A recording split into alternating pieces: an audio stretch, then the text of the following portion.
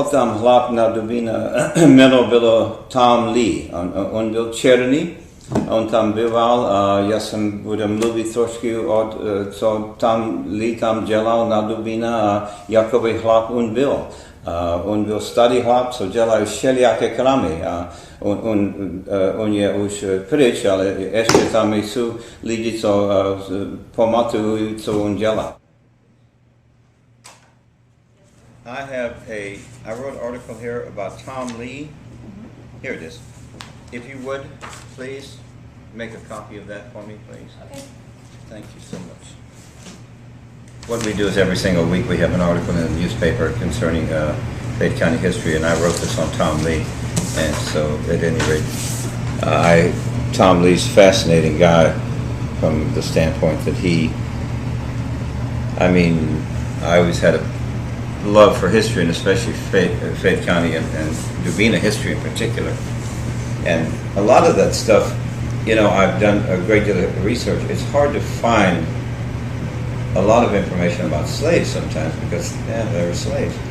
And apparently this man was owned by the Hendersons, and to the best of my putting pieces together, and a lot of this is oral history, is that at an early age he fought at the Texas Revolution, and there were some Hendersons there in the Texas Revolution at San Jacinto.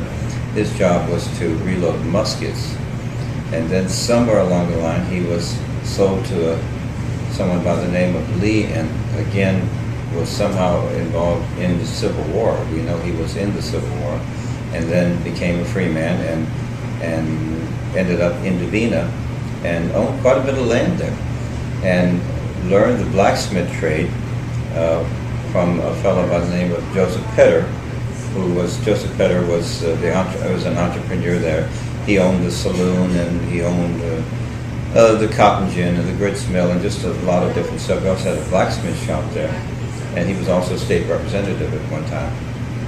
But he was an interesting fellow from the standpoint that he was already getting older, but he owned a lot of land. He built, one of the things that's kind of interesting, we have a Catholic church in Dubina, and it's on something called the Painted Churches Tour. It has a lot of interesting artwork and things of that nature. The steeple that is on top of the church was made by Tom Lee, and that was done in 1887. And so this is the second church. The first time when it was knocked down by a hurricane, but anyway, they put the steeple back up there. Also, there's a school there called Lee School, which was named after Tom, and it was an African-American school. In Dubina, which was a Czech community, we had three schools, a public school, Catholic school, and a black school. The amazing thing is, and I have the death certificate, he was 117 years old when he died, if you can believe that. I mean, it's an actual death certificate, and it talks about,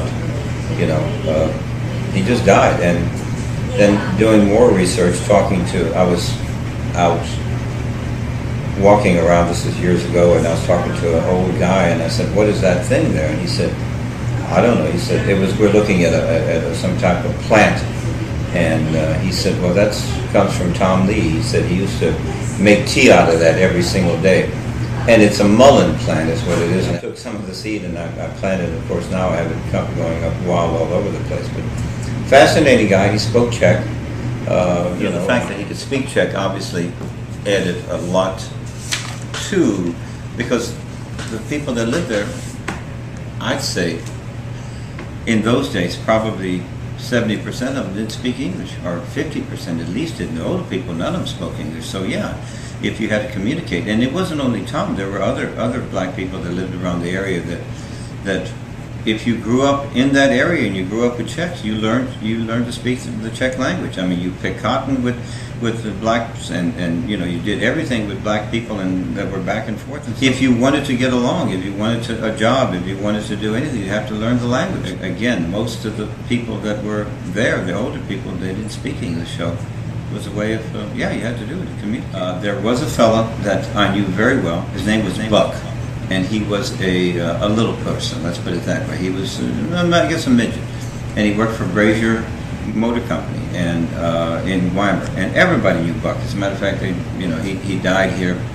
Times fly, but maybe 25 years ago. Who knows? He used to love to fish, and I mean, I'd see Buck all the time. Yeah, he spoke Czech. I'd see him on the street or whatever, and we converse in Czech. That's not uncommon at all for African American people to be speaking Czech in the communities.